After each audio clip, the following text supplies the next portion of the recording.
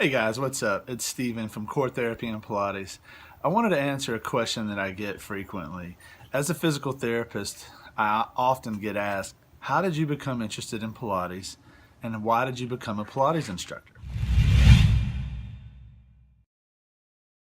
So to answer that question, we got to go back in time quite a bit. And what the time period was, it was around 2001, excuse me. And I had opened up my business in Los Angeles and I was on a ski trip up to Lake Tahoe. And on my ski trip to Lake Tahoe, I had a contract business in Los Angeles where I would go fill in for people and work part-time and do this and that and the other for all these different companies in Los Angeles. And so while I was in Lake Tahoe, I was driving around handing out my resume to see if anyone who owned a clinic in Lake Tahoe would be interested in part-time help. Me coming up for a week while they went on vacation, or for a month while they went on vacation, whatever. And one day I got a phone call from a guy who I'd given him my resume over this trip, and I'd done this trip twice and handed out resumes each time. And he called me up and he says, yeah, I got your resume and you have some good hands-on manual therapy experience. Do you have any experience in Pilates? And I actually had never even heard of the word. So 2001, never heard the word. And I looked at him and said, I'm sorry, I don't have any experience in that. Actually, I'm on the phone, excuse me. And he very, very, very politely says, okay, thank you, and hangs up. And that was it. The conversation was over. And so I was like, what the heck is Pilates? So I went to Cheryl. At this time, there wasn't a whole lot of information on the internet. There was just a lawsuit that had just occurred. So there was a lot of information for years that wasn't on the internet. And now all of a sudden I'm starting to research it a little bit. Cheryl knew a little bit about Pilates from the gym that she was working at that had some mat classes. So I started asking her some questions. We started looking a little bit into it. And then one day we're in the middle of training for a marathon.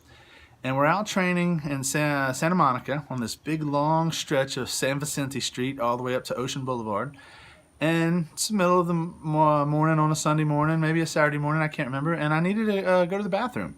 And so I was looking for a place to go to the bathroom, and I stopped at this restaurant. And when I come out of the restaurant, the first thing I see is a sign that said Physical Therapy, Pilates, Gyrotonic. First time I'd seen the word gyrotonic before. And I was like, there's that word, Pilates, there's that word. And so it was shut down. I was peeking in, looking around, trying to see what it was, trying to see what was going on. And then the next thing happened I would say within a few weeks. I don't remember exactly, but I think within 2 weeks to a month. I was looking through the newspaper, the LA Times, because the way we found jobs back in 2001 was the LA Times or the newspaper. There wasn't a whole lot of stuff online in that sense. So I'm looking in the LA Times, and there was that same exact place that I just stopped at in Santa Monica. They were looking to hire a PT. And with them looking to hire a PT, Dudley's about to knock the camera over, sorry. With them looking to hire a PT, I was able to get a job there. Started working there a couple days a week, and within a few weeks of being there, I knew I was really interested in Pilates. And I started a Pilates certification within probably a month of working there.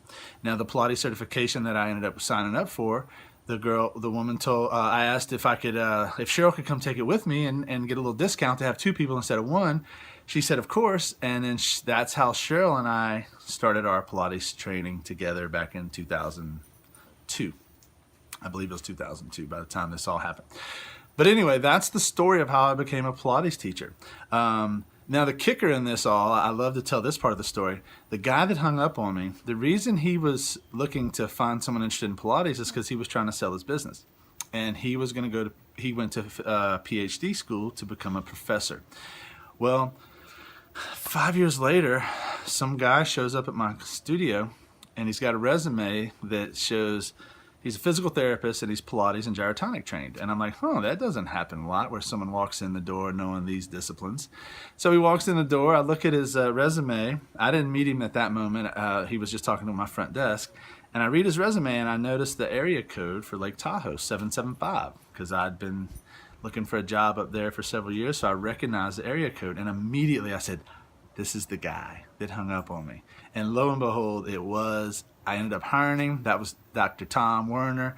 Many of you had the opportunity to work with Dr. Tom before he went on to teach at the physical therapy school here in Austin, and now he's like the head man at the physical therapy school. So I had him full time for about 2 years, and then he's been off for some time doing his thing at school. But that's my story of how I became a Pilates teacher, and it really transformed my practice.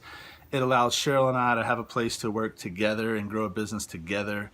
And it's really just been a monumental shift in how we've been able to serve our clients and help others. So that's my story. I hope that resonates with someone out there. And again, it's a common question I get. So y'all take care, have a fantastic day, and I'll talk with y'all soon. Bye now.